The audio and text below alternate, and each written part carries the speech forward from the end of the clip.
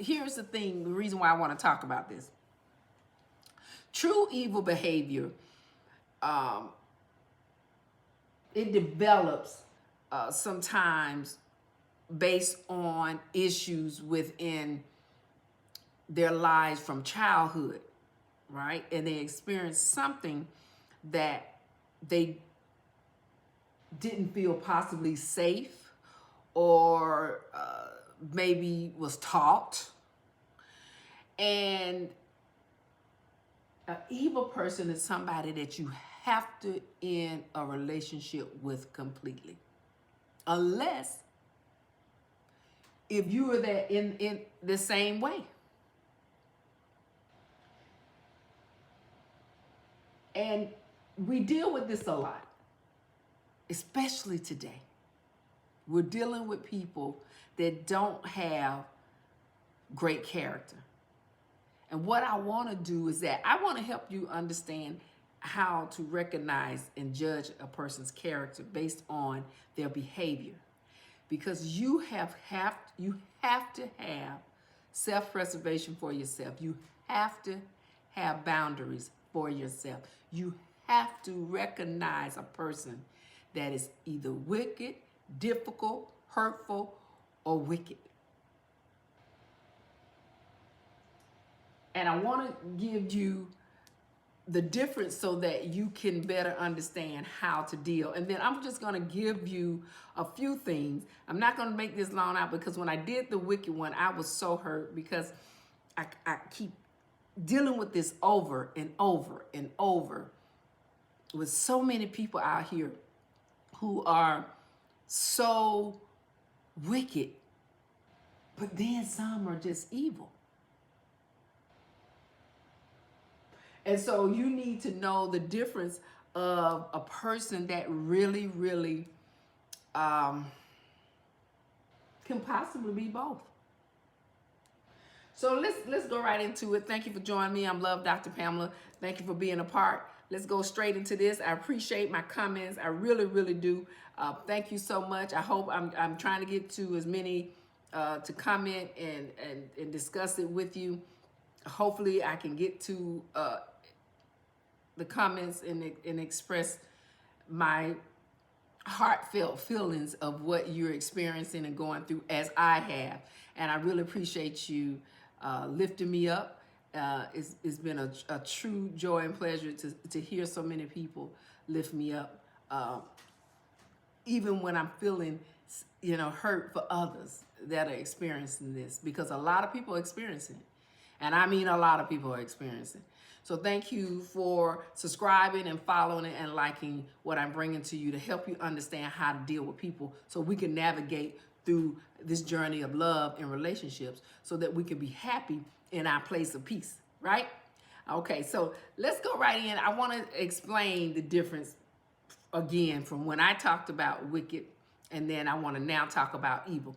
See, a wicked behavior, that if you watch again, please watch it. A wicked behavior is really based on selfishness, immaturity. Sometimes they have a fear, they have an unresolved trauma, they have emotional issues.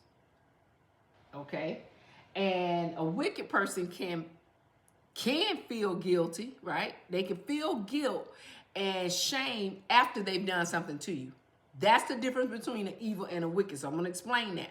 So a wicked person can often act impulsive, and they do things on the basis of what they're trying to receive. So they can be impulsive, they can be defensively. But wicked people try to justify their action. That's the difference with the wicked, okay? But they still feel conflict. They still feel internal conflict within themselves. So sometimes they can change. You understand? That's the truth for a wicked person. They can change if they are accountable, or if they have consequences, if you tell them what their wickedness is causing. Okay? They can change. Now, let's talk about an evil person. Now, an evil behavior is intentional. That's the difference. So an evil person is going to inflict harm without remorse. Got it? They have no empathy and or concern for the consequences. That's the difference from an evil and a wicked. So an evil person knows that they're hurting you. Do you hear me? They know it. And they don't care. They enjoy it. They enjoy hurting you. They want to feel entitled to you. They don't feel nothing. They want to have power over you. It does not matter. They don't have no form of gift. They're not changing. They are evil. And they will harm you strategically to gain power over you, to control you, to have advantage over you. So you really, really have to recognize the difference. And sometimes evil people, you don't see it sometimes. You don't even see it coming.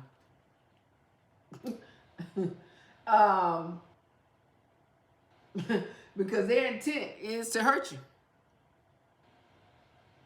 That's the intent. That's the evil. An evil person is intending to hurt you. Their goal is to cause you issues. Period. They hurt you on purpose. So they are intending, is an intent to harm you. And their goal is to hope you feel the pain. That's their goal. And it is not accidental. That's just evil. Another thing, an evil person has no emotions. Zero emotion responds to anything or anybody having pain. They don't care. Do they feel remorse? No. Discomfort or regret? No. They feel that it's justified.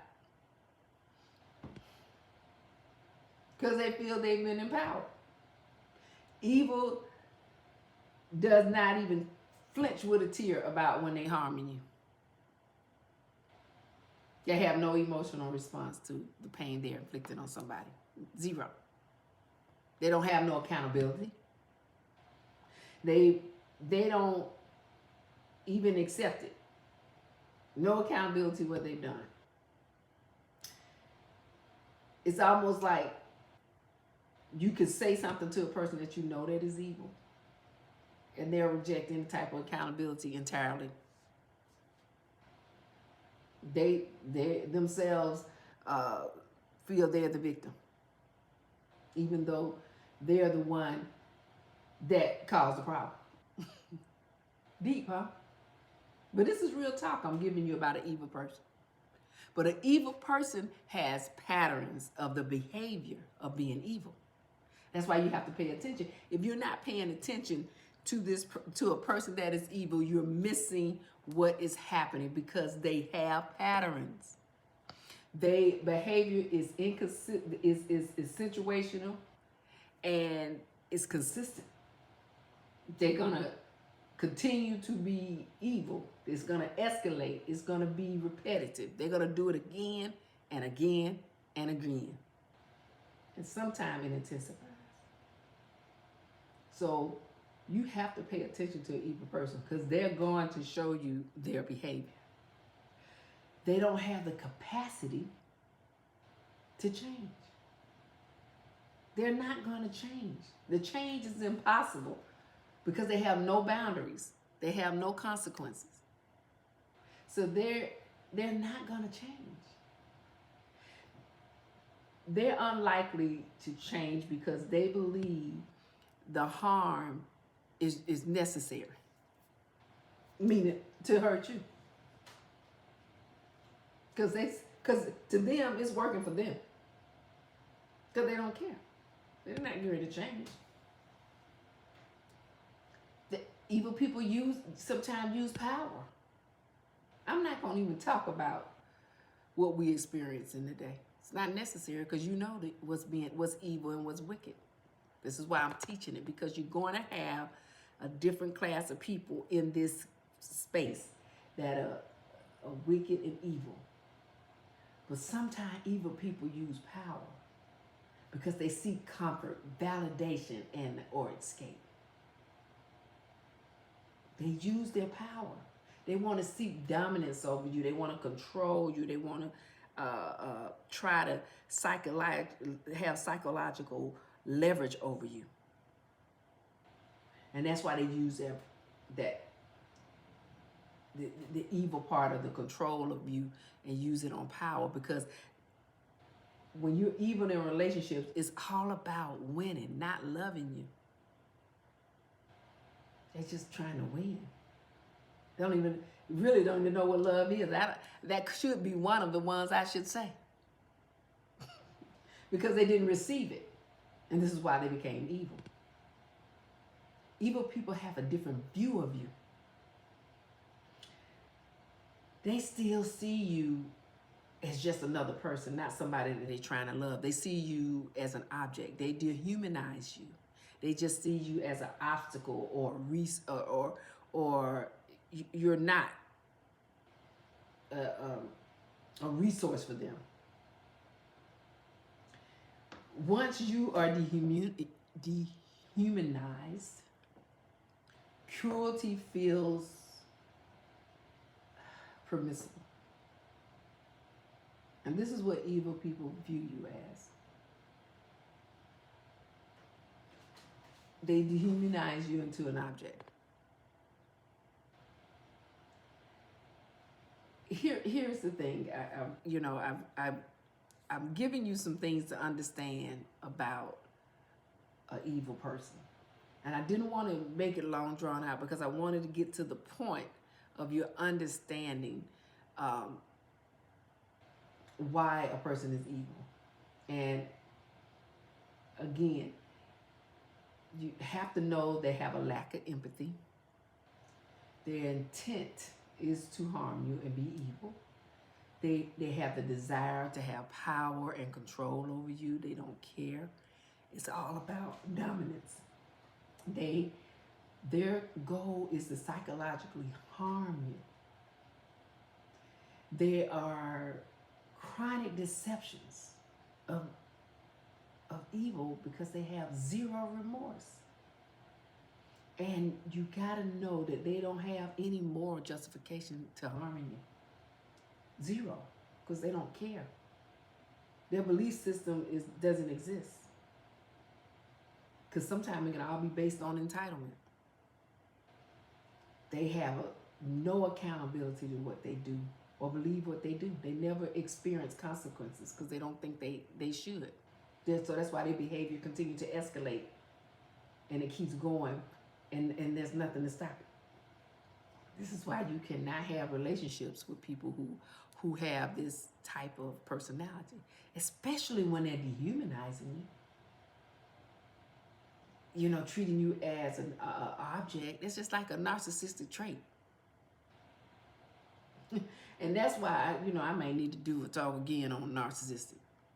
But this is deep because they become evil because once you no longer are seen as a human, they just feel like it's okay to harm you.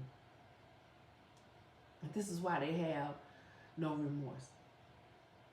See, to me, the only real solution to evil people is ending the relationship.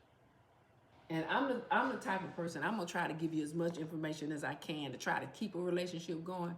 But sometimes, some people you can't stay in a relationship. You can't keep the friendship. That's an evil person and that's a wicked person. That's a person that's difficult. That's a person that's trying to hurt you. These type of people you don't want to keep in your life. You just have to stop explaining and trying to get them to understand what you're experiencing.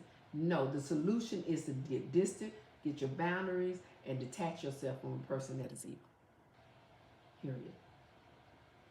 Do not negotiate your worth or your value to them because they don't care.